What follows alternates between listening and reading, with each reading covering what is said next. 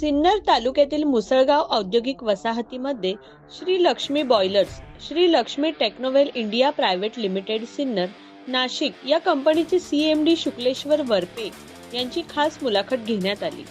यावेळी त्यांनी त्यांचा संपूर्ण जीवन प्रवास आणि या उद्योगांमध्ये केलेली यशस्वी वाटचाल याबद्दल अधिक माहिती देत नवउद्योजकांसाठी नक्कीच प्रेरणादायी असा त्यांचा प्रवास आणि उद्योग जगतामध्ये असणारी संधी याबद्दल भाष्य केले. बघूया विशेष मुलाखत उद्योग विश्व या सत्रामध्ये.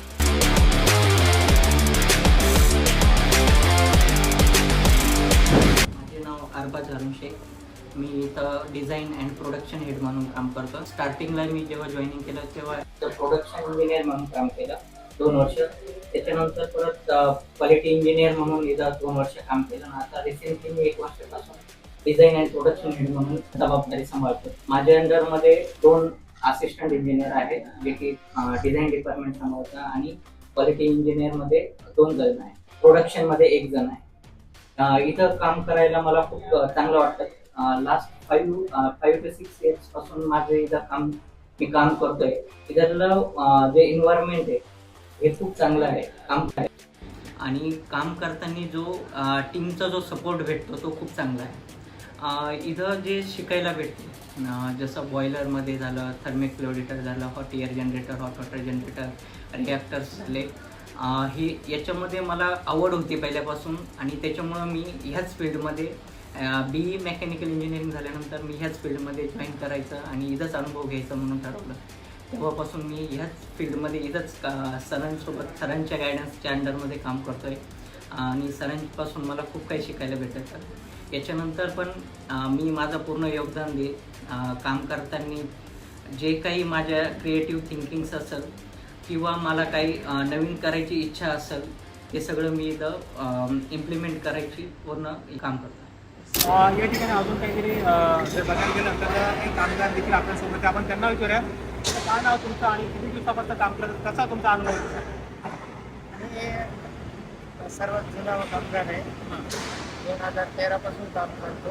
सर आम्हाला चांगल्या पद्धतीने गाईड करतात. जे काम नसेल येत ते समजून सांगतात. अशा पद्धतीने काम आम्ही करतो. तुम्ही समाधानी इथे काम करता? हो, समाधान. बरं, ओके ओके, धन्यवाद. क्या नाम है आपका और कितने दिन से यहाँ पे काम करते हैं और कैसा यहाँ का अनुभव कैसा है आपका? मेरा नाम सोनू गुप्ता है. हाँ. मैं यहाँ पर 8 साल से काम कर रहा हूँ. 2016 में ज्वाइन किया था. यहाँ पर हर चीज़ अच्छा है. काम करने का एक्सपीरियंस मेरा बहुत अच्छा रहा. मैं बहुत यहाँ पे सीखा काम. तरह तरह के जॉब बने और बहुत बढ़िया एक्सपीरियंस रहा. क्या काम करते हैं यहाँ पे? यहाँ पे मैं फिटर हूँ. हाँ. फिटिंग करता हूँ. बॉयलर फिटिंग करते हैं, वेसल फिटिंग करते हैं, रिएक्टर फिटिंग करते हैं, हाँ हाँ कॉइल फिटिंग करते हैं, हाँ. बीटी कन्वेयर फिटिंग करते हैं. ओके. हाँ. यहाँ पे सर का गाइडेंस आपको मिलता है हाँ, हमेशा? बहुत ज़्यादा मिलता है. हाँ. हमारे गुरु जैसे हैं, सिखाते भी रहते हैं. कहीं पे तुरंत बताते हैं. और बहुत डाउन टू अर्थ है. कहीं पे थोड़ा भी प्रॉब्लम हुआ हर जगह सपोर्ट करते हैं. लाइफ में फैमिली में भी कोई प्रॉब्लम हुआ तुरंत सपोर्ट तो आप करते हैं. सेटिस्फाइड है काम करने में? सर्टिफाई है तभी तो सर इतना हाँ, साल से काम कर रहे हैं. ओके ओके ओके, चलो थँक्यू. तर आपण इथे संपूर्ण आहोत ज्या ठिकाणी वर्किंग चालू असतं. आपल्यासोबत अजून जर बघायला गेलं तर काही स्टाफ वर्कर्स आहेत त्यांच्याशी आपण संवाद साधूया. किती दिवसापासून आणि कसं इथे कामाचं? माझा इथे 8 वर्षांचा एक्सपिरियन्स आहे. हो. माझे नाव स्नेहल आहे. हो. मी इथे बॅक ऑफिसला काम करते. हो. आणि ओव्हरऑल एक्सपिरियन्स म्हटलं तर इथलं एक्सपिरियन्स खूप छान आहे. तर आमचं पण खूप चांगलं इंटरॅक्शन होतं. खूप साऱ्या गोष्टी शिकायला मिळतात. आणि मी या फील्डमध्ये ॲज अ फ्रेशर म्हणूनच जॉईन झाली आहे. प्लस कॉलेजनंतर इथे जॉईन केलं. बट खूप साऱ्या गोष्टी शिकायला मिळतात आणि खूप सपोर्ट मिळतो सर्वांना. थँक्यू.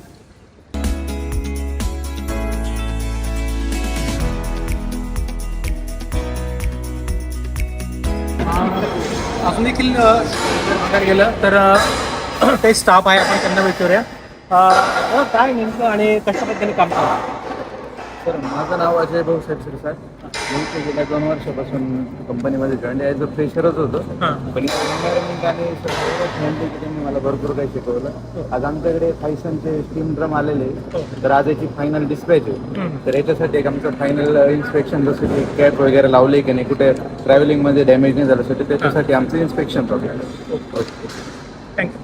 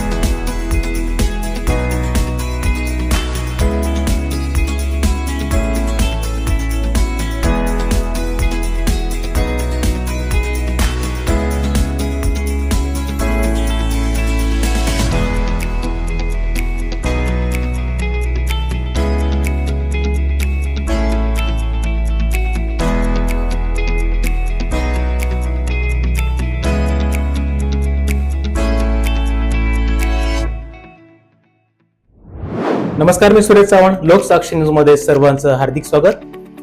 उद्योग विश्व या सत्रामध्ये आपण विविध उद्योजकांच्या मुलाखती घेत असतो. नवीन नवीन त्यांचा एक जीवन प्रवास देखील असतो, त्यांचं एक प्रोडक्शन असतं आणि त्या माध्यमातून जर बघायला गेलं तर समाजामध्ये त्यांचं कुठेतरी एक नावलौकिक देखील असतं. आज देखील आपण सिन्नर मुसळगाव MIDC मध्ये आलेलो आहोत आणि या ठिकाणी श्री लक्ष्मी टेक्नोवेल इंडस्ट्रीचे owner CMD Shukleshwar Varpe sir आपल्यासोबत आहेत.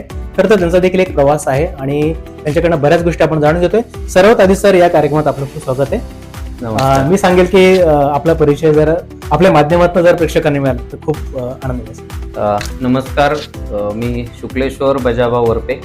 माझं मूळ गाव वरवंडी, तालुका संगमनेर, जिल्हा अहमदनगर. माझं एक शेतकरी कुटुंबात जन्म झाला आहे. आमच्या गावची लोकसंख्या साधारण मी जेव्हा शिक्षण घेतलं तेव्हा 400-500च्या आसपास असेल. तिथून मग मी शिक्षण मावशीकडे केलं, कारण आमच्या गावामध्ये 7वीपर्यंत मराठी शाळा होती. तिथून पुढे नव्हती, तर मग 5वीला मी वांबुरी, जे अहमदनगर जिल्ह्यात सध्याचं जे अहिल्यानगर आहे तिथे आहे, तिथं महेश मुनोतमध्ये माझं 10वी झालं पूर्ण. त्यानंतर पुढील शिक्षण मी लोणी प्रवारनगर इथून पूर्ण केलं. बाकी त्याच्या पुढचं शिक्षण मी नाशिकमधनं पूर्ण केलं. नाशिकमध्ये मी जॉब करत असतानाच मी जॉब पण केला आणि शिक्षण पण पूर्ण केलं. नक्कीच. आणि तिथून माझ्या मी करिअरला सुरुवात झाली. वा. खरं तर सर पण एक असं असतं की बाबा आपलं एक शालेय जीवन चालू असतं किंवा कुठेतरी आपल्याला बॅकग्राऊंड देखील नसतं आणि तो एक विचार आपल्याकडे असतो की मला पुढे चालून काय करायचं. असं कधी तुमच्या विचारात होतं की मी काहीतरी MIDC मध्ये असेल, माझी एक स्वतंत्र कंपनी असेल, काय तुमचं ध्येय काय होतं? जनरल लोक असं म्हणतात की आमचे एक मित्र, मला त्याच्यावरती माझ्या एक 35वा वाढदिवस माझी पत्नी गायत्री शुक्लेश्वर वरपे यांनी केला होता. त्यावेळेस माझे सगळे मित्रमंडळी पण आलेले होते आणि त्यात त्या आमच्या मित्रांनी हा डायलॉग रेकॉर्डेड आहे की बाबा सगळेजण आधी गोल ठरवतात आणि मग म्हणतात मला त्या गोलला पोहोचवायचं, पण वरपे असे का आधी तो करतात आणि मग सांगतात का हा माझा गोल होता. तर मी त्याच पद्धतीत आलो, कारण ज्या कुटुंबातनं मी आलो तेव्हा माझं प्राथमिक शिक्षण झालं आणि मी माध्यमिक शिक्षण घ्यायला गेल्यानंतर त्या काळ जो होता तो खूप कठीण होता. त्यानंतर माझं ज्यावेळेस 11th आणि 12th होतं, तो काळ आमच्या आयुष्यातला म्हणजे तसं खूप कठीण काळ. आमच्या मोठ्या बंधूंचा ऍक्सिडेंट झालेला होता. माझे 12वीचे पेपर चालू असताना मी पूर्ण वेळ हॉस्पिटलला 2.5 ते 3 महिने होतो बंधूंबरोबर. आणि त्याच वेळेस मी पेपर दिले आणि तो काळ जो होता की आम्हाला शेती आमची ही पावसावर आधारित होती. त्यावेळेस आम्ही 3 भावंड, सगळ्यात मोठे बंधू ड्रायव्हिंग करायचे, मधल्या बंधूंनी पण 10वीतच शिक्षण सोडायला लागलं. माझं शिक्षण पुढे झालं. ते करत असताना आम्ही त्या काळामध्ये आमची उपजीविका भागवण्यासाठी सगळंच म्हणजे आमचे नाला बिल्डिंगचे कामं केले, वीटभट्टीवरती विटा थापण्याचं काम केलं, विटा व्हायचं काम केलं. जे काय आमची फॅमिली होती सगळं म्हणजे कष्ट करून किंवा आपण म्हणतो की 3-3 डोंगर पलटी करून जाऊन उतरून आणि मग दिवसभर काम करून रोज घरी यायचं, या पद्धतीचा हा सगळा प्रवास होता. लोकांचे घरं बांधली. इनफॅक्ट मला कधी उन्हात सहन होत नव्हतं, पण तो काळ असा वाईट होता. बंधूंचा ऍक्सिडेंट झाल्यामुळे जो एक कमवता व्यक्ती होता तोच 3 महिने बेडवर विथ हॉस्पिटल. हा तो खूप काळ वाईट गेला आणि त्याच्यानंतर मग आम्ही बंधूंचं त्यातनं बाहेर आले. त्याच्यानंतर मग मी नाशिकला आलो. नाशिकला आल्यानंतर मी पहिलं तर हेच माहित नाही, म्हणजे जॉब लागण्यासाठी मी तसं तर राजकीय पुढाऱ्यांच्या पाठीमागं खूप फिरलो. त्यांचे म्हणजे धन्यवाद आहे, त्यांनी मला जॉब दिला नाही. त्यामुळे मी आज इथपर्यंत येऊ शकलो आणि मी काही लोकांना काम देऊ शकतो. तर त्यावेळेस जॉब नाही मिळाला म्हणून मी, आमची बहीण नाशिकला राहते, मग तिच्याकडे मला आईनी पाठवलं.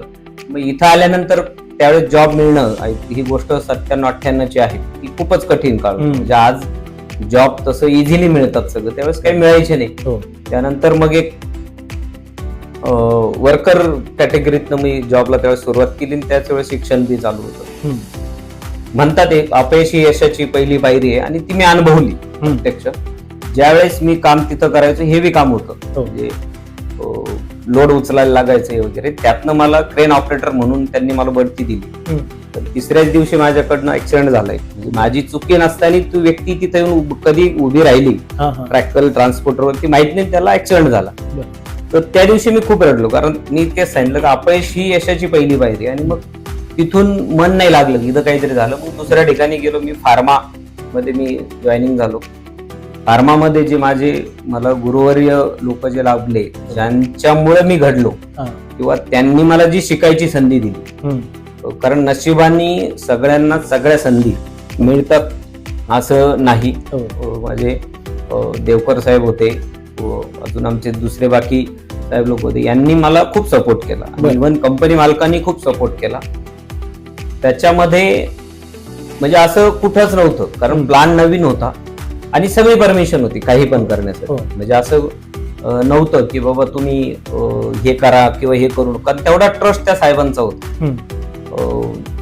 त्यांचा ट्रस्ट म्हणजे त्यांच्या समोर बोलणं किंवा त्यांच्या कॅबिन मध्ये जाणं, कारण he is a advocate person आणि त्यांच्या मिसेस डॉक्टर, ते म्हणजे सोपं नव्हतं. पण गेलो आणि ती डेअरिंग आहे. एक आई वडिलांनी आयुष्यात शिकवलेली गोष्ट दुसऱ्यांनी जर सोन्याची सरी घातली म्हणून आपण दोरीने फास नाही घ्यायचा. म्हणजे मी ज्यावेळेस नाशिकला आलो होतो त्यावेळेस मला भाड्याला यायला पण पैसे नव्हते. आईने 2-4 कोंबड्या विकल्या, त्यातनं मला नाशिक येता आलं. तिथून पुढे खरं सुरुवात झाली. तर त्या काळात जेव्हा मला तिथं फार्मामध्ये जॉईन काम करायला मिळालं, त्या लोकांनी मला खूप सपोर्ट केला. आणि स्वतः साहेबांनी तर ज्यावेळेस काही एक प्रॉब्लेम घडला, कोणाकडनं होत नव्हता, जेव्हा मी सांगत होतो तर त्यांना मी तो प्रॉब्लेम सॉल्व्ह केल्यानंतर त्यांचा जो ट्रस्ट बसला ना, तर मला सगळीकडे परमिशन होती की तू कर. आणि मी कॉम्प्युटरचा सी पण हा माहित नव्हता. त्या काळात मी तिथं कॉम्प्युटरला हँडल करायला मिळालं. त्याच्या आधी असं काहीच नव्हतं. तिथून मग जेव्हा माझं दुसऱ्या कंपनीमध्ये जॉईन होण्याचं झालं, त्यावेळेस आमचे मित्र आणि जे आमचे मॅनेजर होते, आमचे व्हेंडर फॅक्टरीचे चौधरी साहेब म्हणून होते, त्यांनी मला जॉईन केलं. त्याच्या वेळेस मी त्यांना सांगितलं मी येईल, पण आमच्या बंधूंनाही जॉईन करायला लागेल. मग आमच्या मधल्या बंधूंनाही आम्ही जॉईन करून घेतलं. त्यावेळेस गावी काही नव्हतं. त्यानंतर माझी खरं तिथं झालं, तर तिथं माझी खरं झालं करिअरला मोठा टर्निंग पॉईंट. आमचे जे माझे गुरु किंवा मी जे काय आज आहे, ते आमचे राजगोपालजी मुंदडा यांच्यामुळे काही आहे मी आज.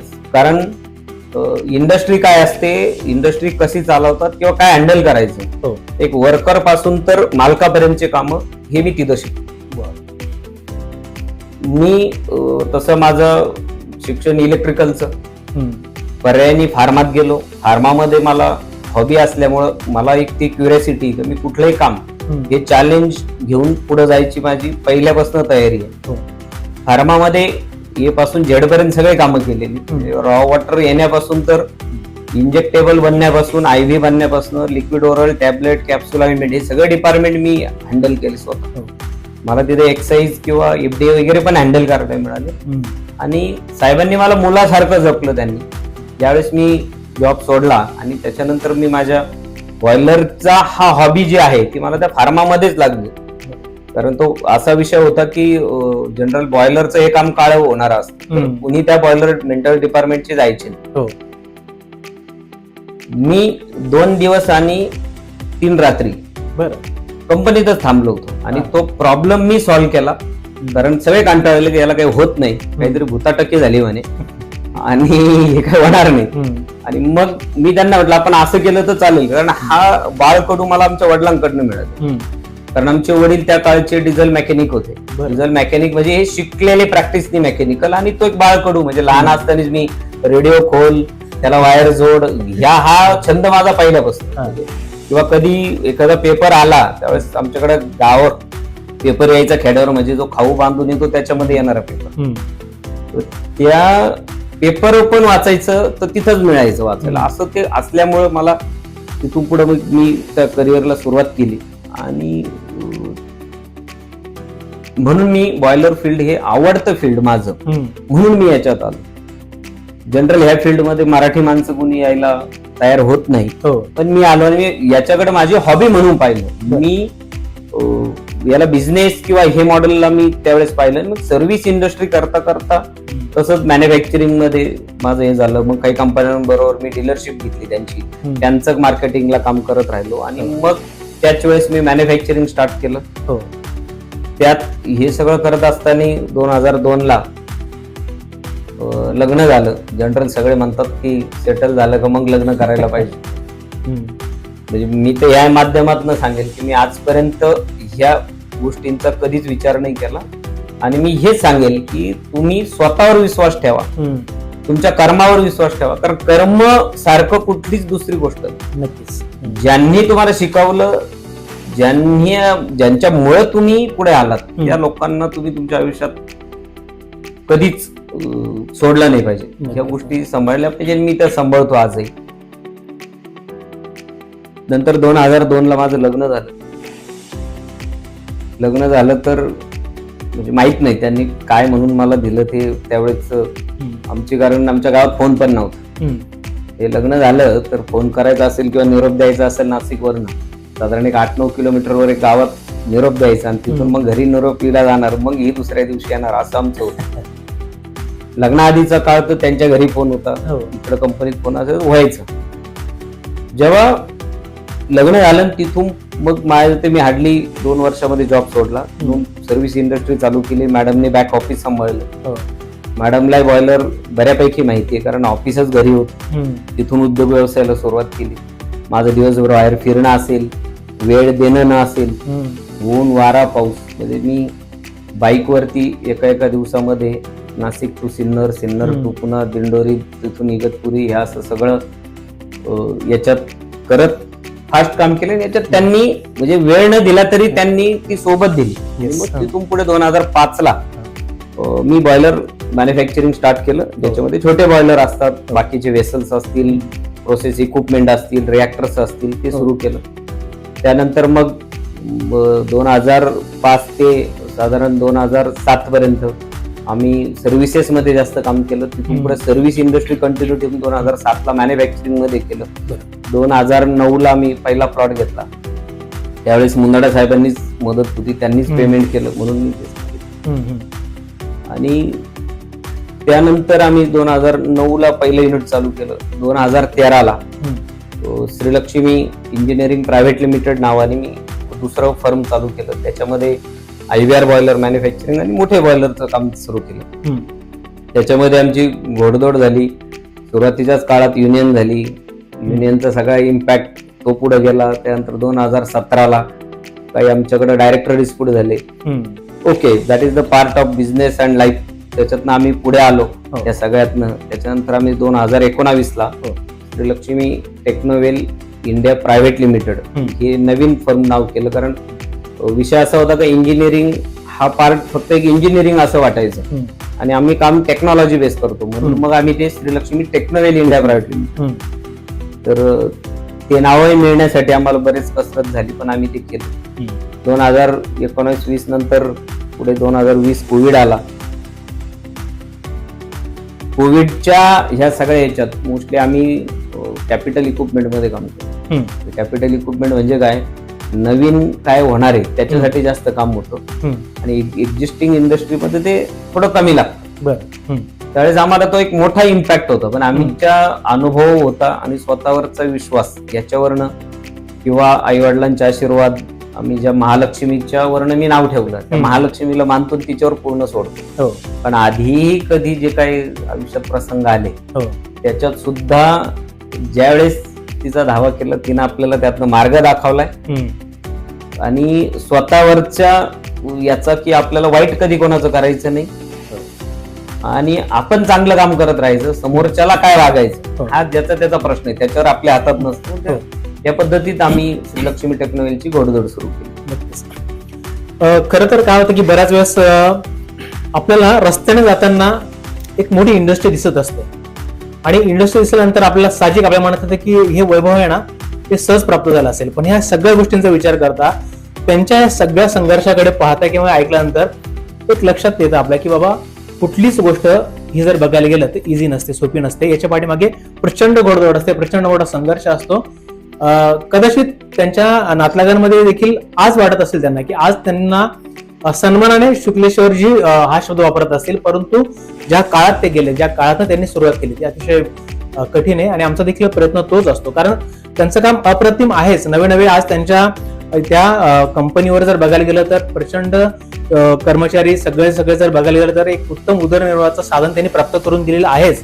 परंतु हे करत असताना आपण सर्वांनी एक विचार करायला पाहिजे की बाबा उभं जर राहायचं असेल तर आपल्याला त्या संघर्षाला समोर जावं लागतं आणि त्याचं आदर्श म्हणून जर बघायला गेलं तर अशा व्यक्तींच्या मुलाखती घेऊन आम्ही आपल्यासमोर मांडत असतो.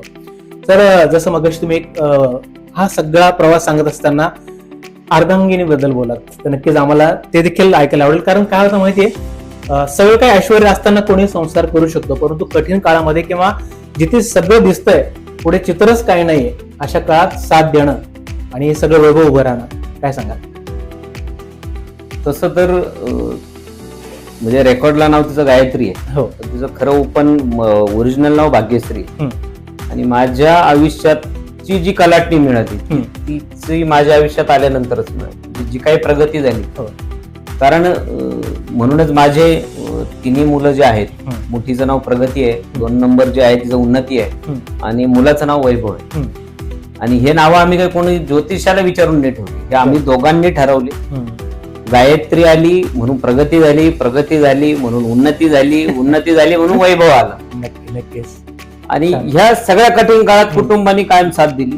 आणि ज्यावेळेस ती म्हणायची की तुमच्यात आहे, तुम्ही काहीतरी करा, तिनं मला करता करता कुटुंबाची जबाबदारी पूर्ण सांभाळली.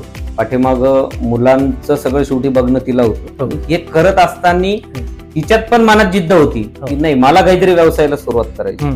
आता चूल आणि मूल हे राहिलेलं नाही. आणि बऱ्याच वेळा जेव्हा मी तिला बाहेर आणण्याचा प्रयत्न केला तर साहजिक आपण ज्या कुटुंबात आलोय, ज्या फॅमिलीत आलो, तिथं हा विरोध होणार की बाबा बाईंनी फक्त चूल आणि मूल या याच्यात. पण मी त्या विचाराचा पहिल्यापासून नव्हतो. इव्हन मी कधी बाहेर गेलो असेल मिटिंगला तर तिनं 2-2 तास गाडीत वेट केलं असेल आणि तिच्यातनं ती जिद्द तयार झाली. आणि मग आम्ही 2017ला आम्हाला काहीतरी ती म्हणे आता हे बॉयलर इंडस्ट्री तुम्ही बघतायत तर काहीतरी वेगळं करू आपण, म्हणून आम्ही फूड इंडस्ट्रीचा विचार केला. आणि मग Gayatri foods and energy product हे आम्ही 2017ला सुरू करायचा निर्णय घेतला.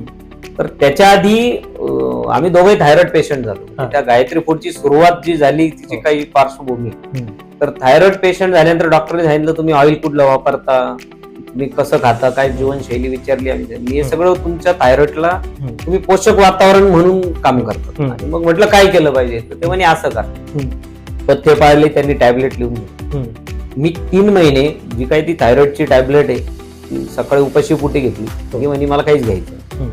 आम्ही तेवढ्या जे काही खाण्यातले ऑइलचे बदल केले आणि त्यांनी 3 महिन्यानंतर माझा रिझल्ट आणि मॅडमचा रिझल्ट काही न करता सेम आला. आणि आज आम्ही जे काही लाकडी घाण्यावरच शुद्ध तेल, कारण मी फार्मात काम केल्यामुळे मला फार्माचा तो एक टच होता पहिल्यापासून. आणि आजही आम्ही जे काही प्रॉडक्ट बनवले त्यामध्ये मॅडमनी स्वतः त्याचं शिक्षण घेतलं, स्वतः घाणा चालवलाय, असं काहीच नाही. आणि विशेष म्हणजे ज्यावेळेस मॅडम शिक्षण घेतात 17ला आमची परिस्थिती चांगली होती, गाडी घोडे सगळं होतं. पण मॅडमनी सांगितलं नाही, मी जर तुम्ही गाडी घेऊन मला तिथं सोडवायला आलात तर मी शिकणार नाही. तर मॅडम ऑटो करून जायच्या. मॅडमनी ऑटो करून जाऊन ते शिक्षण पूर्ण केलं आणि ती जिद्द होती. त्यानंतर मग आम्ही शिक्षण हा पार्ट झाल्यानंतर ऍक्च्युअल काम करायला सुरुवात करतो तर वेगळे चॅलेंजेस असतात त्याच्यामध्ये. आणि मग ते चॅलेंजेसला आम्ही दिवसभर आम्ही काम करायचो. मग काही बॅच अटकले असेल तर आम्ही रात्री ते काम करायचो, त्याच्यावरती R&D केलं. तर R&D करताना आम्ही जे काही माझं एक्सपेरिमेंट आम्ही केलं त्याच्यामध्ये जर प्रोसेस फॉलो केल्या आणि जर ते प्रोडक्ट चांगलं वापरलं रॉ मटेरियल, तर जे काही ऑइल मधलं प्युरिटी येते तिला कुठल्याही विदाऊट एनी प्रेझर्वेटिव्ह 8 ते 9 महिने काही होत नाही. आम्ही कंट्रोल शॅम्पल आमच्याकडे ठेवलेत. कंट्रोल शॅम्पल हा शब्द फार्मामध्ये ऐकायला मिळतो, पण हे आम्ही आमच्या फूड इंडस्ट्रीमध्ये आणि ऑइलमध्ये ठेवले. आणि ते आमचं बऱ्यापैकी त्याच्यामध्ये तो सक्सेस फॅक्टर मिळाला. त्यानंतर आमचं मॅडमचे कस्टमर म्हणजे तसे प्राईम कस्टमर आहेत, कारण सिलेक्टेड कस्टमर आहेत तो एक वर्ग. आणि त्याच्यामध्ये आम्ही ऑर्गॅनिक जागरी जो आहे ऑर्गॅनिक फूड, तो पण आमचे एक मित्र आहे, त्यांच्याकडनं आपण बनवून घेऊन तो देतो. आमच्याकडे असतो, नाशिकलाच आउटलेट आहे. त्यानंतर महाराष्ट्रात पण आहे, एक्सपोर्टलाही काही वेळा आम्ही ते मटेरियल पाठवलंय. आणि मंत्रालयामध्ये जवळजवळ 5 वेळा एक्झिबिशन झाले. महाराष्ट्रातले जे काय 5 स्टॉल होते, महात्मा गांधींची 150वी जयंती होती आणि त्याच्यात त्यांनी खादी ग्राम उद्योग मधनं मॅडमनी केल्यामुळे त्यांनी ते उद्योजक खादी ग्राम उद्योग मधले बोलवले होते. तर त्यातल्या 5 स्टॉल पैकी एक खादी ग्राम उद्योग होता आणि उरलेल्या 4 स्टॉल मध्ये गायत्री फूडचा होता. तर आहे या पद्धतीनं मग केलं आणि ती जिद्दी आहे आणि इंडस्ट्री तिला माहिती आहे बऱ्यापैकी. तिला असं वाटतं की बाबा इंग्लिश आलं चांगलं म्हणजेच उद्योजक होता येतं किंवा ते. आणि ह्या सगळ्यात जेव्हा म्हणजे काम करत असताना, कारण जर तुमच्या सोबतच्या लोकांची साथ नसेल तर ते शक्य नसतं. परत एकदा मी आपल्या प्लांटकडे येणार. खरं तर एक रोपटं लावत असतो आणि त्याचा वटवृक्ष होत असतो. याच पद्धतीने जर बघायला गेलं तर आपल्या फॅक्टरी बद्दल झाले. आज आपले 3 प्लांट्स आहेत जवळपास. तर परत एकदा मी आपल्या मॅन्युफॅक्चरिंग आणि प्रोडक्ट बद्दल काय सांगणार. आपण जे काही आता प्रोडक्ट बनवतो, आपण चांगल्या मोठ्या मल्टीनॅशनल कंपनी ज्या लेव्हलला प्रोडक्ट बनवतो आपण त्या लेव्हलला प्रोडक्ट आज कंपनी घेऊन ठेवली आहे. आणि जे काही स्टँडर्ड आहे ते त्या स्टँडर्डला आहे. तर हे जर तुम्ही बघाल तर मुळात आम्ही कंपनीच्या टॅगलाईनलाच दिलं एनर्जी इफिशियंट इक्विपमेंट. म्हणजे जे काही बॉयलर मध्ये फ्युएल लागणार आहे आणि त्याची जी इफिशियन्सी यायला पाहिजे. बरोबर. कारण आजकाल मार्केटमध्ये फ्युएल कॉस्ट हा खूप मोठा कळीचा मुद्दा ठरतोय. कारण बॉयलर हा प्रत्येक प्रोसेस इंडस्ट्रीचा हार्ट आहे आणि बॉयलरचा इम्पॅक्ट हा डायरेक्टली त्यांच्या प्रोडक्ट कॉस्टवर येतो. ओके. आणि जर बॉयलरला काही प्रोसेसला अडचण आली तर त्यांचं प्रोडक्शन लॉसेस होतं. आम्ही सगळ्यात मोठं काम त्याच्यावर करतो. कारण मी फार्मातनं आल्यामुळे मला प्रोसेस इंडस्ट्री माहिती आहे किंवा त्याचे काय इम्पॅक्ट होतो हा मला स्वतःला माहिती आहे किंवा मी स्वतः हँडल केलं. तर हा आम्ही बॉयलर 2016ला जिंदाल जे आहे आपलं वाशिमचं तिथं दिलेला आहे. हा आम्ही श्रीलंकेला पाठवलेला बॉयलर आहे. हा थायलंडला पाठवलेला बॉयलर आहे. हा केनियाला गेलेला बॉयलर आहे. हा बॉयलर केनियाच्या मुंबासा एअरपोर्टवर सगळ्यात मोठी नूडल फॅक्टरी त्यांची केनियातली तिथं दिलेला आहे. हे बाकी डेअरी प्रोसेस इंडस्ट्रीला दिलेले आहेत. नंतर फार्मा रिएक्टर्स वगैरे आम्ही दिलेले. आता हे काही सिलेक्टेड 5-6 प्रोडक्ट याच्यावर दिले. पण आमची जी प्रोडक्ट रेंज आहे ती नियर अबाउट 30+ आहे. बरं. म्हणजे याला लागणारे ऍसेसरीज आहेत त्या आम्ही प्रोव्हाइड करतो. त्यानंतर सर्व्हिस देतो. आणि आज आपल्या श्रीलक्ष्मीचा जो विस्तार जर तुम्ही म्हणाल तर आपण देशात नाही तर देशाच्या बाहेर जवळजवळ 10 ते 11 कंट्रीजला आपण दिले. आणि आमचं कॅटलॉग आहे. ऍक्च्युली याच्यामध्ये जर आम्ही लिहिलंय तर याच्यामध्ये आमच्या ज्या कॅपेबिलिटीज आहेत त्या याच्यात लिहिल्यात. ओके. त्याच्यानंतर आमचं इन्फ्रास्ट्रक्चर काय आहे, व्हिजन काय आहे, मिशन काय आहे, नंतर आमचे सर्टिफिकेशन कुठले आहेत हे पण आपण टाकलेले आहेत. तुम्ही बघाल तर हे सगळं सुरुवातीला जेव्हा फॅक्टरी चालू केली तेव्हाच्या इमेजेस आहेत नाही. बाकी ह्या सगळ्या पुढच्या प्रोडक्टचे इमेजेस आहेत. त्याच्या डिटेल माहिती आहे त्याच्यामध्ये. काही आमचे रजिस्टर्ड ट्रेडमार्क पण आहे त्याच्यामध्ये. त्याच्यानंतर डेअरी इंडस्ट्रीसाठी लागणारे युनिट आहेत. त्याच्यानंतर आम्ही हॉट एअर जनरेटर मध्ये एक चांगलं काम करतो त्याच्यामध्ये. आणि हे सगळ्या प्रोडक्ट मध्ये एनी टाईप ऑफ फ्युएल, असं नाही का आम्ही फक्त एवढंच करू नये. हिटिंग सिस्टम मध्ये आम्ही चांगल्या लेवलला आणि चांगले प्रोडक्ट कस्टमर पर्यंत कसे जातील याच्यावर आम्ही काम केलंय. यातला हा जो जॉब आहे तर हा आम्ही दुबईला पण पाठवला. जसं मी तुम्हाला सांगितलं हे आमचे काही सिलेक्टेड कस्टमर आहेत तर त्यांचे लोगोज आहेत जे इंडियन आहे, इंडियाच्या बाहेर आहेत. हे हा कॅटलॉग आहे आमचा आणि हे आमचे बाकीचे ज्या मोठ्या कंपन्या आहेत त्यांच्याबरोबर. नक्कीच. खरं तर प्रवास हा अतिशय कठीण असतो, परंतु हे सगळं करत असताना चॅलेंजिंग देखील तेवढंच आपल्याला असतात. कारण एक काळ नसतो, तो स्टेबल नसतं, बऱ्याच गोष्टी असतात. त्याकडे आपण कसं बघता आणि काय चॅलेंजेस आले.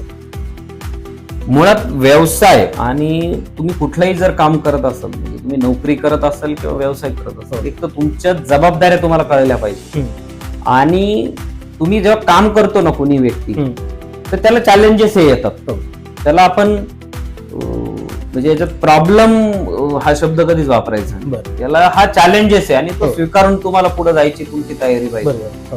कारण तुम्ही जेव्हा काम करतात त्यावेळेस मोठे चॅलेंजेस असतात. त्याच्यामध्ये मेन फॅक्टर तुमचं पैसा असतो, इन्फ्रास्ट्रक्चर असतं, मॅन पॉवर असतं, टेक्नॉलॉजी असतात. असे अदर दॅन काही त्यातले बरेच चॅलेंजेस असतात तर ते तुम्हाला इंडस्ट्रीमध्ये करताना येतात. नक्कीच. आम्हाला शेवटी मीच काय कोणालाही, मला तर खूपच तसे चॅलेंजेस आले. मी तुम्हाला सांगितलंय की बाबा जो काही काळ होता त्याच्यामध्ये जे काही घडलं मला आधी सांगितलं हो. तसं. आज आम्ही एक जॉब कोविडच्या आधी असं केलेला आहे तर जो इंडियातच पहिल्यांदा बनतो. पॅडी हॅन्ड ड्राईंग सिस्टम त्याचं असं नाव आहे. बरं. आणि आमचे मित्र आहेत जे US ला राहतात. 3 महिने आपल्या फॅक्टरीमध्ये त्यांची टीम आणि ते होते. बरं. आणि हा पूर्ण जॉब कम्प्लीट होईपर्यंत ते इथं होते. बरं. म्हणजे त्याचं डिझाईन पासून तर पूर्ण प्रोडक्ट आणि जिथपर्यंत आमचं त्यावेळेस इच्छा होती की आम्हाला केंद्रीय कृषी मंत्र्यांना त्या प्रोडक्टसाठी बोलवायचं होतं. हो. हा बेसिकली राईस ड्राईंग साठी जी हॉट एअर तयार केली जाते, गरम हवा.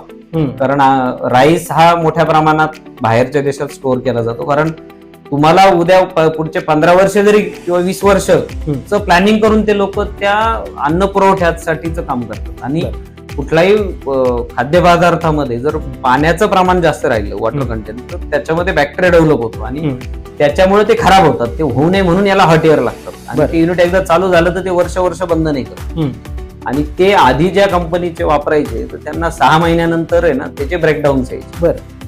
आणि आज मला आनंद होतोय, आम्ही जवळजवळ त्याला आज 3 वर्ष 4 वर्ष झाले आणि आम्ही सक्सेसफुल ट्रायल केल्यानंतर आम्ही मागे आमचं बॉयलर वर्ल्डचं जे 24चं एक्झिबिशन होतं 23चं केनियामध्ये, तर त्याच्यामध्ये आम्ही जेव्हा पार्टिसिपेट केलं तर तिथल्या एक्झिबिशन मध्ये आम्ही त्यांना ते तिथं लॉन्चिंग केलंय आम्ही त्याचं. आणि आता आम्ही त्याच्यावरती पुढे जातो. म्हणजे नवीन R&D करणं हा माझा छंद आहे.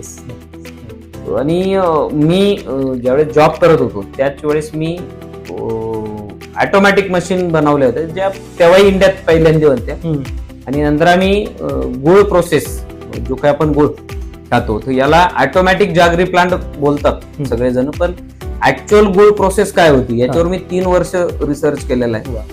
आणि अंडर व्हॅक्युम प्रोसेस मधला आमचा पहिला प्लांट होता इथं निफाडला. आमचे मित्र आहेत त्यांच्याकडं ऍक्च्युअली मी फक्त आमचं हिटिंग सिस्टम दिली होती, पण नंतर ते सगळं करायला लागलं आणि आम्ही ते केलं. आणि आनंद असा आहे की जवळजवळ 250+ लोक त्या प्लांटला व्हिजिट दिले. त्याच्यामध्ये खासदार असतील, मंत्री असतील, त्याच्यानंतर त्या वेळेचे जे डायरेक्टर होते स्वतः आमच्या बॉयलर डिपार्टमेंटचे ते स्वतः आले होते. कारण त्यांना याच्यात खूप इच्छा होती काहीतरी करायची. आणि ते प्रवरा शुगरला असल्यामुळे नंतर ते इकडं डायरेक्टर झाले. तर ते येऊन त्यांनी पाहिलं म्हणजे त्यांनी त्यावेळेस चांगलं अप्रिशिएट केलं.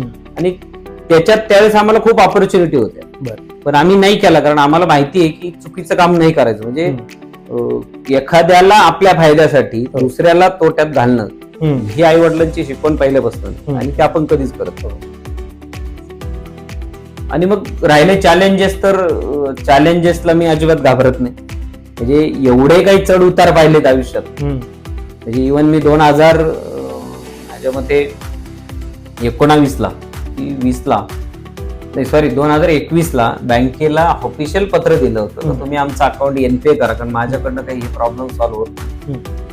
पण बँकेने जो सपोर्ट केला आणि त्यांनी सांगितलं तुमचं प्रोडक्ट चांगलं आहे, तुम्ही चांगले, जे काही तुम्हाला अडचणी आल्यात याच्यावर मार्ग काढा, काहीतरी मार्ग निघेल. म्हणजे आयुष्यात जेव्हा मी इथपर्यंत आलो ना, पत्नीची तर साथ लाभली, त्याबरोबर बाकी लोकांची बरीच साथ लागली. त्याच्यामध्ये कामगार असतील किंवा कर्मचारी असतील किंवा मित्र असतील किंवा जसे बँक असतील, यांनी सगळ्यांनी सपोर्ट केला. म्हणजे जरी मी आज या लेवल पर्यंत पोहोचला असेल तर याच्यामध्ये सगळ्यांचे हात आहेत.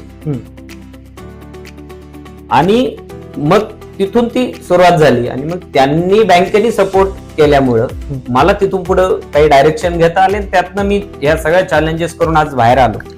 आणि सांगायला आनंद होईल की आज आपल्याकडं थायसन ग्रुप हा जो मोठा ग्रुप आहे त्याचं नाव आता TKIL प्रायव्हेट लिमिटेड झालं. तर त्यांनी आपल्याकडे इन्स्पेक्शन केलं आणि त्यांनी आपल्याला अप्रुव्हल दिलं आणि आपण ते सक्सेसफुली बनवले आणि ते आज डिस्पॅच पण झाले. म्हणजे तो बनवताना चॅलेंजेस आले, म्हणजे जे तुम्ही सांगितलं त्या घाबरत मी कुठंच नाही. चॅलेंजेस आहे कारण स्वतःवर विश्वास आहे, स्वतःच्या कर्मावर विश्वास आहे. आपण कधी कोणाचं वाईट केलं नाही तर भगवंत कधीच आपलं वाईट करणार नाही. ही पूर्ण प्रचंड माझी धारणा, देवावर भक्ती आहे, त्या महालक्ष्मीवर आहे. त्याच्यामुळे मी त्याच्यावर मात करत पुढे येतो. नक्कीच. आणि हा सगळा प्रवास सुरू असताना आपली दखल देखील घेतली जाते. म्हणजे आपण औद्योगिक वसाहतीमध्ये काम करत असताना जसं त्यांनी उल्लेख केला की वेगवेगळे चॅलेंजेस असतात आणि त्याला फेस करत असतो, नवे नवे त्याचं डेव्हलपमेंट होत असते आणि याचाच विचार करून आपल्याला काही संस्था असतील किंवा बऱ्याच ठिकाणी सन्मानित देखील केलं जातं आणि आपल्याला असे पुरस्कार देखील मिळाले. तर त्या पुरस्कारासाठी माणूस काम करत नाही, परंतु दखल घेते आणि एखादी ज्यावेळेस आपल्याला अशी वस्तू मिळते पुरस्काराच्या रूपाने त्याची जबाबदारी वाढत असते. त्याबद्दल ऐकायला आवडेल. तुम्ही जेव्हा काम करतात ना आणि जेव्हा तुम्ही एक काहीतरी चांगलं काम केल्यानंतर आहे ना त्याचं फळ तुम्हाला देव देतो. मग तो मानवी रूपात देव येऊन तो द्यायला लावतो किंवा ती जी शक्ती आहे त्या शक्तीपुढे कोणीच नाही, तर त्यातनं त्या देतात. जेव्हा आपण चांगलं काम केलं ना तर त्याला आपल्याला अप्रिशिएट केलं जातं.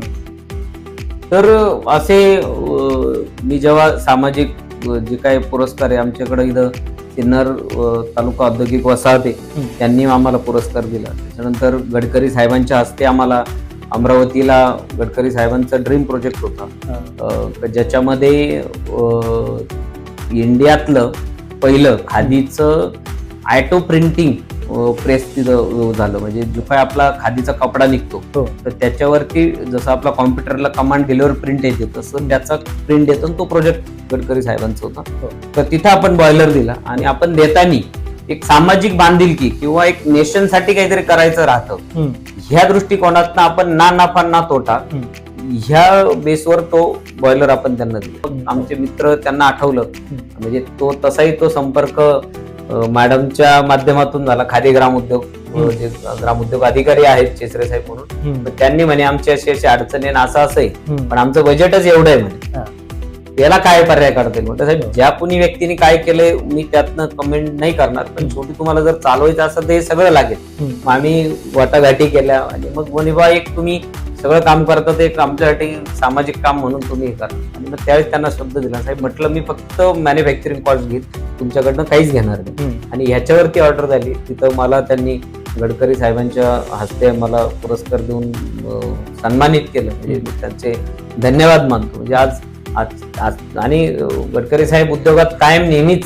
काहीतरी नवीन आविष्कार करत राहतात आणि त्यांच्या हस्ते पुरस्कार मिळणं हे खूप हे आहे. मॅडमलाही म्हणजे सकाळ वुमन, नारी शक्ती, महाराष्ट्राची दुर्गा असे बरेच पुरस्कार मॅडमला मिळालेले आहेत महिलांच्या याच्यामध्ये. नक्कीच आपला व्यवसाय जसा वाढत जातो तसं आपलं आणि तुमचा तर स्वभावच आहे की R&D म्हणजे सतत काम करत राहणं किंवा नवीन काय आपल्याला करता येईल असं संशोधन करत राहणं. काय विजन सर अजून पुढे आपलं? माझं मी जे काही छोटंसं रोपटं लावलंय मी जेव्हा कंपनी किंवा ऑर्गनायझेशनकडे बघतो मी हा फॅमिली बिझनेस म्हणून कधीच बघत. व्हिजन माझे एकदम क्लिअर आहे की मला ह्या कंपनीला मोठ्या लेवलला घेऊन जायचंय. ही कंपनी ॲटो चालली पाहिजे. कुठलाही माणसाचा इंटरफेरन्स न करता हे ऑर्गनायझेशन पुढे रन झालं पाहिजे.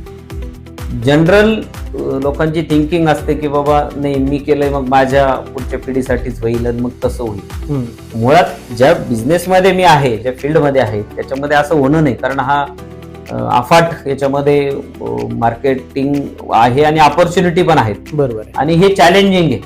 उत्तर महाराष्ट्रातलं हे एकमेव आयबीआर बॉयलर मॅन्युफॅक्चरिंग युनिट आहे जे छोट्या इंडस्ट्री पासून तर मोठ्या इंडस्ट्री पर्यंत बॉयलर पुरवठा करतं. आणि याच्यामध्ये अजून ऑटोमायझेशन काय करता येईल ज्याच्यातनं सगळ्यात महत्वाचं शेवटी कुठलीही इंडस्ट्री चालवायची तर तिला एनर्जी लागते, इंधन लागतं, पण ती एनर्जी सेव्हिंग करून आपण एक नेशन साठी काय काम करू याच्यावरती माझा मेन फोकस राहणार. नक्कीच. शेवटचा आणि महत्वाचा प्रश्न सर, खरं तर एक उद्योजक ज्यावेळेस एखादी कंपनी उभी करतो त्याच्या मागे प्रचंड मेहनत असते आपण ऐकले जे आता आणि तो संघर्ष असतो पहिली गोष्ट. परंतु त्या कंपनीवर जर बघायला गेलं तर भरपूर कुटुंब जर बघितलं तर अवलंबून असतात. म्हणजे सर्वांची घरं जर बघायला गेलं तर थोडक्यात ह्या सगळ्या उद्योजकांवर चालत असतं हे आपण विसरून चालता का नाही. सर औद्योगिक वसाहतीमध्ये काम करत असताना चॅलेंजेस आहेत त्याला तुम्ही लोक फेस करत असतात, परंतु सर्वात महत्वाचं म्हणजे याला लागणारा जो काही लाईट पॉवरचा विषय असतो, रस्ते असतात. तुम्हाला जर बघायला गेलं तर या सगळ्या लोकांसाठी स्वतंत्ररित्या काम करण्यासाठी जर बघायला गेलं तर नक्कीच आपलं राज्य सरकार असेल, केंद्र सरकार असेल, उद्योग मंत्री जे असतील, आपण जिथे राहतोय समजा आता नाशिकमध्ये तर आपले पालकमंत्री असतील, आमदार खासदार असतील, सगळ्यांचं लक्ष असणं गरजेचं आहे किंवा त्यांचा सपोर्ट असणं देखील गरजेचं आहे. कारण का, एक कंपनी ज्यावेळेस एखादा उद्योजक चालवत असतो त्याला प्रचंड मेहनत असते, प्रचंड खर्च असतो, परंतु त्याला जर सुविधा नाही प्राप्त झाली ज्या मूलभूत असतात तर अतिशय कठीणता येते आणि मग तो शहराचा विकास थांबतो, नवे नवे महाराष्ट्राचा विकास थांबतो, देशाचा विकास थांबतो आणि मग जर बघायला गेलं की वाटचालच थांबतो. तर मग तुम्ही या सर्व गोष्टींकडे कसं बघता आणि तुम्ही काय सजेशन किंवा काय सूचना देऊ इच्छिता? तसं आपल्या भारतात सगळ्यात जास्त जर प्रगत राष्ट्र म्हटलं तर महाराष्ट्र आहे. महाराष्ट्र हा इंडस्ट्रीच्या कायमच अग्रेसर राहिलेला आहे. जे काही राजकीय मंडळी आधीचे होते, आताचे होते, यांची दूरदृष्टी त्यातनं कायमच इंडस्ट्रीवर फोकस झालाय. आणि आताच्या सरकारमध्ये म्हणजे मोदी साहेब आल्यानंतर आणि जे आताचे सरकार आहेत यांचा mostly focus make in India आहे. आणि त्याच्यामुळं आज भारताला म्हणजे जगात सगळ्यात जास्त जर आशा आहे तर त्या भारताकडनं आहे. बरोबर. कारण भारत हा असा जगातला एकमेव देश आहे की ज्यांच्याकडे यंग जनरेशन आहे आणि टॅलेंट हे भारतामध्ये खूप आहे. आणि त्याच्यामुळं इंडस्ट्रीला मोठा वाव आहे. फक्त ह्या दृष्टीने मी एकच सांगेल की जो कोणी काम म्हणजे हे बघा, याच्यामध्ये कोणाला तरी काम करणे, कारण बिगर कामाचं कोणालाच काही मिळत नाही. काम करत असताना ते जिद्दीने केलं पाहिजे, त्याच्यात झोकून देऊन काम केलं पाहिजे. आणि मुळात आपण एका देशासाठी काम करतो हा पण समोर उद्देश ठेवला पाहिजे. शेवटी कुटुंब ही आपली जबाबदारी आहे, पण त्याच्याबरोबर आपण देशाच्या पुढे कोणी नाही ह्या दृष्टिकोनातनं काम केलं पाहिजे. दळणवळणाचा विषय शेवटी जे काही आपले राजकीय सगळे मंडळी असतात शेवटी यांच्या सपोर्ट शिवाय होत नाही. कारण जे राजकीय मंडळी जेवढे ऍक्टिव्ह तेवढं त्या भागाचा विकास. त्या मानाने मुंबई आणि पुण्याचा विकास झाला त्याच्या जर कम्पॅरिझन पाहिलं तर नाशिकचा विकास तसा फारसा झाला नाही. मला त्या बाकीच्या भूमिकेत जायचं नाही. पण राहिलं दळणवळण, आमची ही सिन्नर तालुका औद्योगिक सहकारी वसाहत आहे.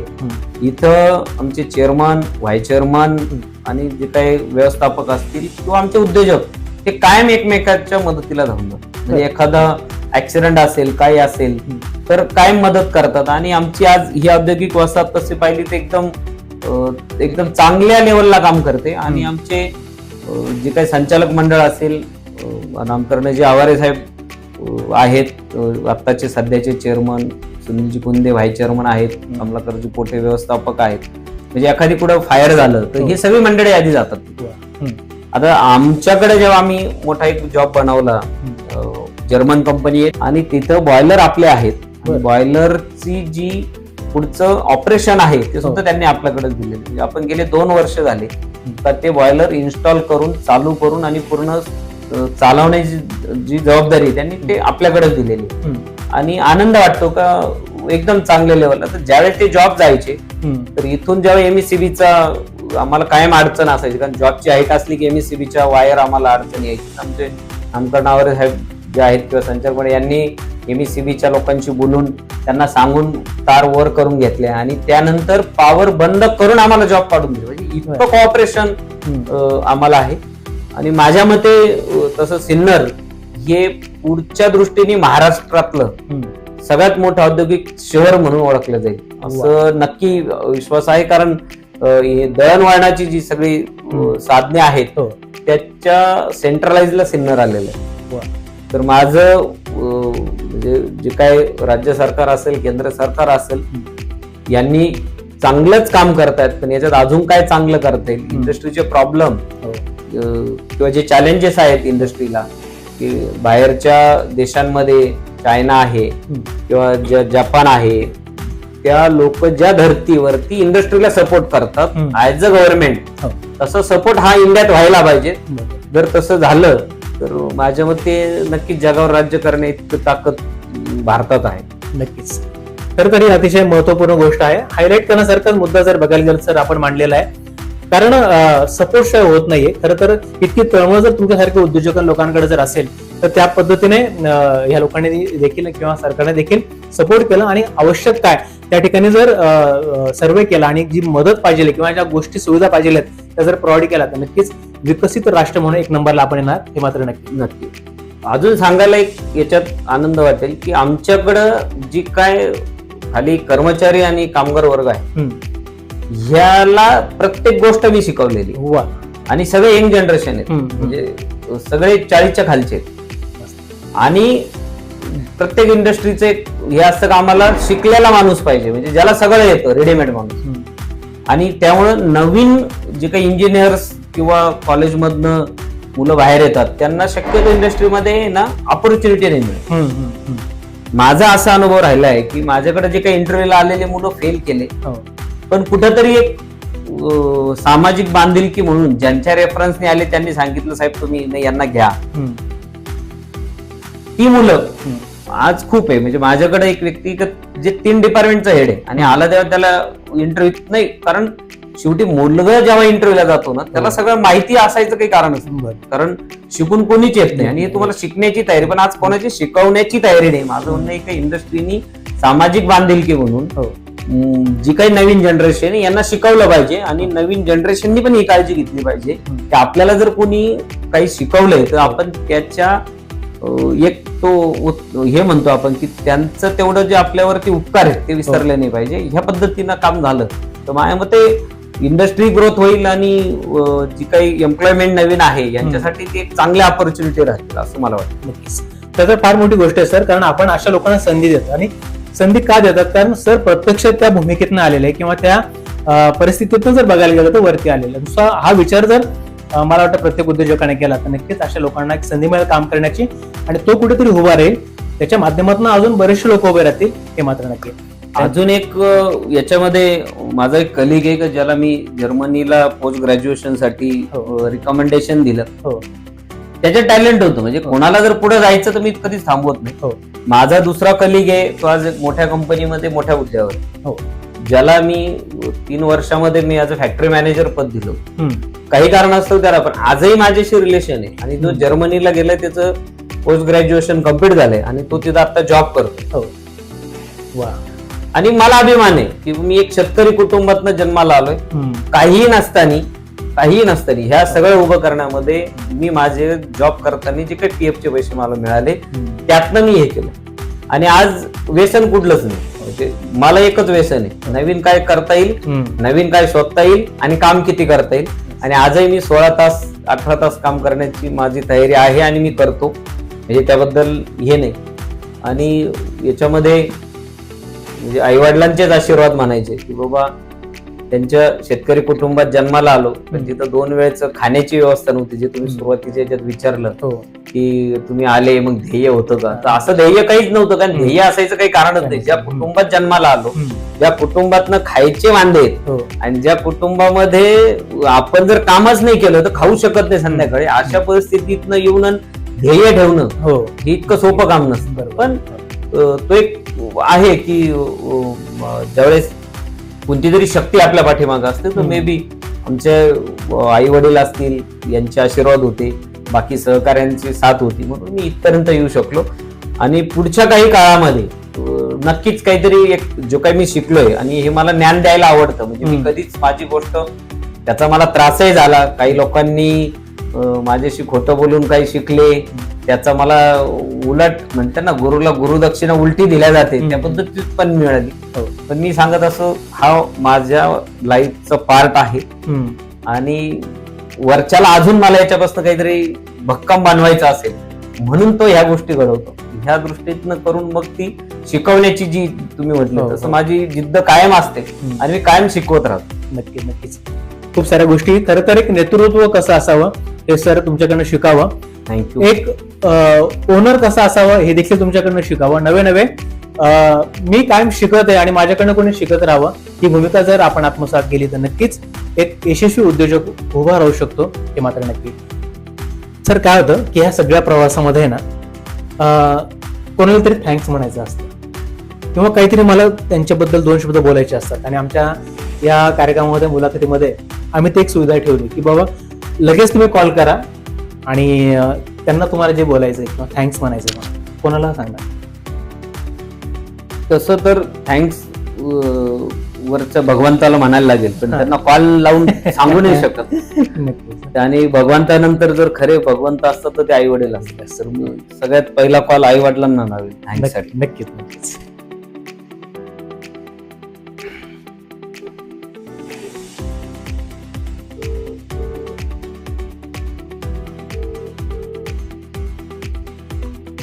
हॅलो अण्णा आणि ताई, माझा न्यूज चॅनलवाले इंटरव्ह्यू घेत आहेत आणि त्याच्यामध्ये त्यांनी सांगितलं तर तुम्ही सगळ्यात आधी थँक्स म्हणजे धन्यवाद कोणाला द्याल, तर मी सांगितलं मी सगळ्यात पहिला कॉल लावेल तर माझ्या आई वडिलांना लावेल आणि मी तुम्हाला दोघांनाही मनापासून धन्यवाद देतो. कारण देवानंतर जर थँक्स तर देवाचे मानायला गेलं तर फोन नाही लागणार, म्हणून मी आता तुम्हाला फोन लावलाय आणि तुमचे धन्यवाद आहे का तुम्ही मला ह्या काबिल बनवलं तर मी आज माझ्या ह्या जे उंच शिखरापर्यंत पोहोचू शकलो. तर ही तुमची जी शिकवण होती आणि जे काही तुम्ही शिकवलं त्याच्यामुळे मी इथपर्यंत पोहोचू शकलो. आज कसं वाटतं तुम्हाला? आज एवढं मोठं यश मिळालंय, आज कंपनी आहे. हा, कसं वाटतं तुम्हाला? बरं, पण आज तुम्हाला आनंद होतोय ना की आज आपला मुलगा आज कंपन्या आहेत, सगळ्या गोष्टी आहेत.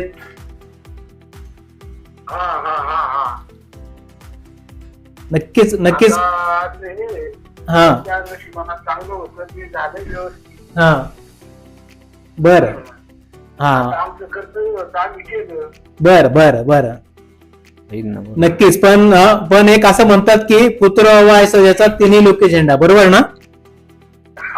हा, म्हणजे ते आज कर्तृत्व असं आहे की म्हणजे नक्कीच तुम्हाला आज समाजामध्ये जर कोणी विचारलं तर आज एक ताट मानाने सांगता येते की आज मुलगा काय करतो किंवा आज मुलाचा वैभव काय, बरोबर की नाही? हा बरोबर आहे ना. बरं, मग हे जसं म्हणतात की सार्थकता झाला आज तुमचं, बरोबर ना? जीवनाची सार्थकता आहे ना? सार्थकता झाली आमच्या जीवनाची. बरं आईला बोलायला. बरं, अजून ताईकडे फोन द्या ना.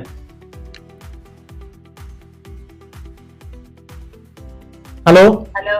हा, बोला. म्हटलं आज मुलाखत घ्यायला आलो आम्ही न्यूज चॅनल कडनं. हा, काय वाटतं तुम्हाला? आम्हाला आनंद वाटतो, आमचं आनंद झाला, सार्थक झालं. बरं. त्यानं एवढ्या कमी वयात केलं, बरंच नाही केलं कमी वयाच्या हिशोबानं त्याच्या. बरं. हा, त्याच्यामुळे आम्ही सारामयतून शिक्षण केलं त्यांना. बर बर बर त्याचं सार्थक, त्याचं कौतुक वाटत आम्हाला. बर बर बर नक्कीच नक्कीच नक्कीच. आणि असेच तुमचे आशीर्वाद त्यांना कायम राहू द्या आणि अजून त्यांची अशीच प्रगती होऊ द्या, असंच मी या निमित्ताने सांगेल. अहो, आम्हाला तितकं भूषण वाटतं, आनंद वाटतो, कौतुक वाटतं त्याच्या वयाच्या हिशोबाना. काहीच वय नव्हतं. अहो, आता कोणी शाळेत जास्त रडायचं शाळेत जायला, 4 वर्षाचा ना बस शाळेत जायला लागला तो. बर बर हा हा हा अहो, वाचायला लागलं तर आम्ही पुस्तकं दिलं खूप खायचे. इतकं त्याचं डोकं चालत, डोकंच नाही त्याला कॉम्प्युटर पेक्षा भारी. हा, नक्कीच नक्कीच नक्कीच. बर बर शाळेत कोणतं काम करायचं, काही करायचं. शिक्षण आमचं खेडेगाव होतं. माझ्या माया बहिणीकडे शिकला तो. मावशीला काकाला अजून आनंद वाटतो. काका यायला तर तिथली एवढी वस्ती आहे तर कसं काय त्याला देव आल्यावर होतोय तो. त्याला सगळं येतं, बाया माणसाचं काम येतं, शेतीचं येतं, पेरायचं येतं, तो सगळंच कॉम्प्युटर आहे. वा वा वा. त्याला काय ते गरज येत नाही, त्याच्यामुळे आम्हाला सगळं कौतुक वाटत त्यांचं. वा. मंडळी चांगली आहे, साथ देते, समाधान करते, मग त्याच्यामुळे दोन्हींचं संतुक असतं, चांगलं राहतं. एकच असतं नाही तसं नाही ना. बरोबर आहे, बरोबर आहे, खरं आहे, खरं, बरोबर आहे, ते महत्वाचं असतं. नक्कीच नक्कीच. हे तुमचे सगळे संस्कार आहेत म्हणून आणि आशीर्वाद आहे म्हणून जर बघायला गेलं तर त्यांना ते अर्धांगिनी पण तशीच मिळाली आणि त्या दोघांच्या साथीने हा सगळा व्यवसाय पण उभा राहिला. हा, धन्यवाद तुमचे आणि असे आशीर्वाद तुम्ही कायम राहू द्या. धन्यवाद धन्यवाद. ओके, धन्यवाद. ठीक ठीक, नक्की सर. दुसरा कॉल. अर्थात माझे गुरु, ज्यांच्यामुळे मी माझ्या आयुष्यातल्या काही गोष्टी करू शकलो किंवा त्यांनी सपोर्ट केला आणि जे काही त्यांनी शिकवलं म्हणून इथपर्यंत येऊ शकलो, तर त्यांना लावणार. नक्कीच माझे गुरु राजगोपालजी मुंदडा साहेब.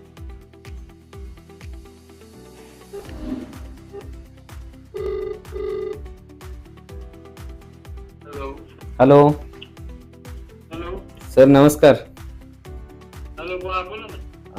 काय नाही, लोकसाक्ष न्यूजवाले माझा इंटरव्ह्यू घेत आहे आणि त्यांनी लोकसाक्ष न्यूज चॅनलवाले तर त्यांनी म्हणे तुम्हाला थँक्स म्हणण्यासाठी फोन लावायचा आहे, तर तुम्ही कोणाला फोन लावाल? तर म्हटलं माझे गुरु आहेत, मला गुरूंनाच फोन लावायचा आहे.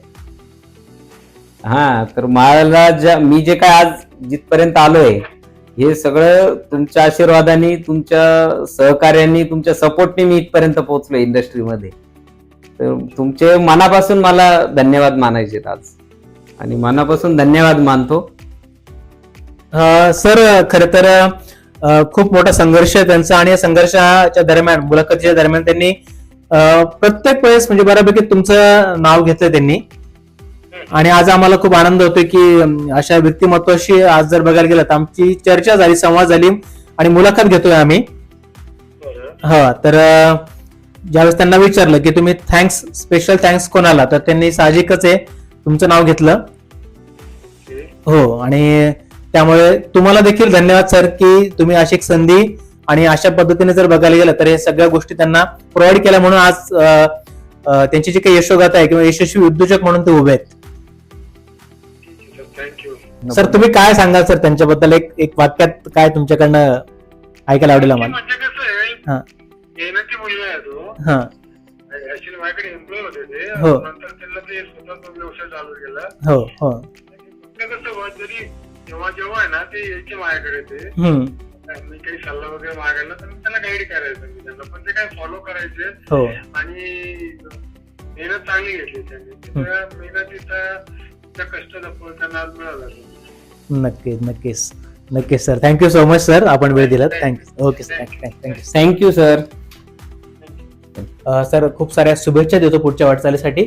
आणि नक्कीच जसं उल्लेख केला, श्री लक्ष्मी तुमच्या पाठीशी खरं तर, आणि तुम्हाला दीर्घायुष्य लाभणारच आहे. मी तर म्हणेल की श्री शुक्लेश्वरजी आणि लक्ष्मी गायत्री मॅडम, हा तुमचा जो संयोग जर बघितला ना तर अतिशय उत्तम आहे. सो हा सगळा विस्तार आणि हे सर्व यश तुमच्या पदरात पडतंय. ईश्वर कृपेने सगळं तुम्हाला मिळतंय. थँक्यू सो मच, आपण वेळ दिलात. आणि सगळी यशोगाथा जर बघायला गेलं तर मला देखील लोकसाक्षी वृत्तवाहिनीच्या वतीने उद्योग विश्व या सत्रामध्ये मांडण्याची संधी मिळाली. असंच काम करत राहा सातत्याने आणि नक्कीच आम्ही देखील तुम्हाला भेटत राहू एवढीच अपेक्षा व्यक्त करतो आणि थांबतो. Thank you so much. धन्यवाद. खरं तर आपण जसं मगाशी सरांची मुलाखत घेतली, या मुलाखतीच्या दरम्यान आपल्याला त्यांचा स्वभाव कळतो, परंतु इथे स्टाफ देखील त्याच पद्धतीने काम करत असतं. आपण त्यांनाच विचारूया. काही स्टाफ आपल्यासोबत आहे, काय सांगाल, कसं वाटतं तुम्हाला या ठिकाणी?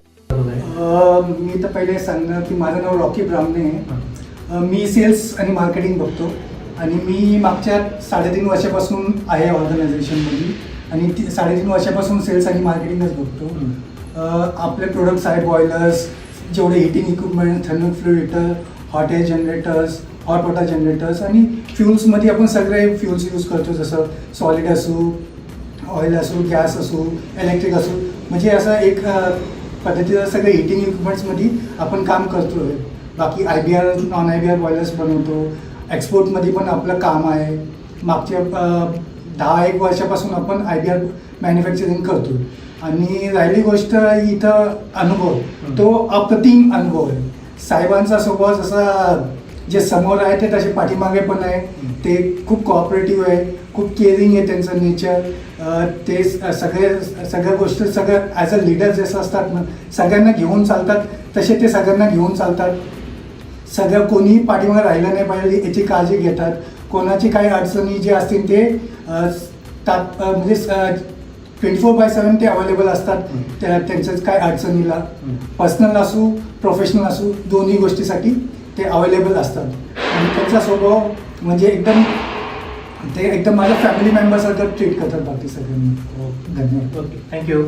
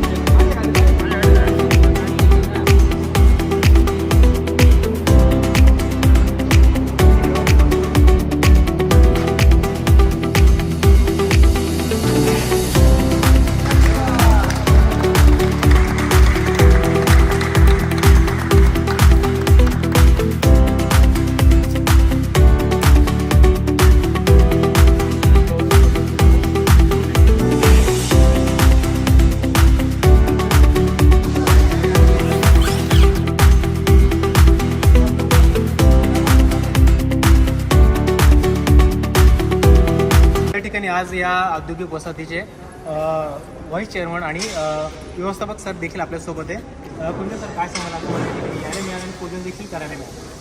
आमच्या सिन्नर तालुका औद्योगिक सहकारी वसाहतीतील एक प्रतिष्ठित उद्योजक अत्यंत प्रतिकूल परिस्थितीत त्यांनी आज या ठिकाणी लक्ष्मी टेक्नोवेल इंजिनिअरिंग प्रायव्हेट लिमिटेड ही कंपनी स्थापन केली आणि खूप अल्पावधीतच त्यांनी एकदम अशी गरुड झेप या ठिकाणी घेतली.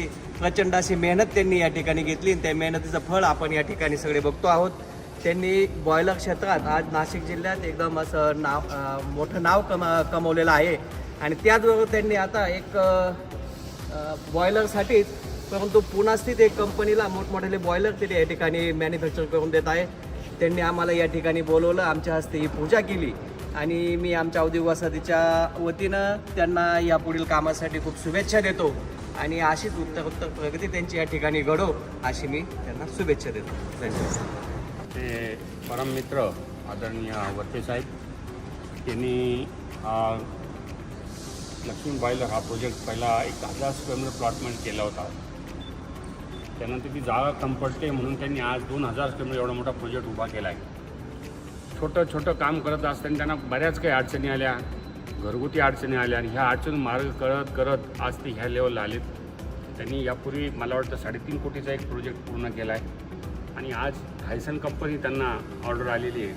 हायसन कंपनी 3 जॉब आज या ठिकाणी जात आहे. अतिशय आनंदाची बाब आहे आणि त्यातल्या मराठा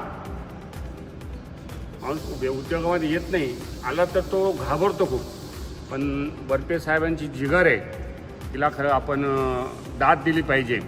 मी वर्पे साहेबांना आणि त्यांच्या कुटुंबियांना माझ्या परिवाराच्या शुभेच्छा देतो आणि त्यांची उत्तर अशी जोरात हो, त्याच्यापेक्षाही खूप मोठ्या ऑर्डर त्यांना येऊ, मोठ्या मोठ्या कंपन्याची ऑर्डर येऊ आणि अशी प्रगती त्यांनी कायम राहो आणि त्यांचा आज जो 2000 किलोमीटर तो उद्योग आहे तो 2 एकरात हो, ह्या मी शुभेच्छा देऊन थांबतो.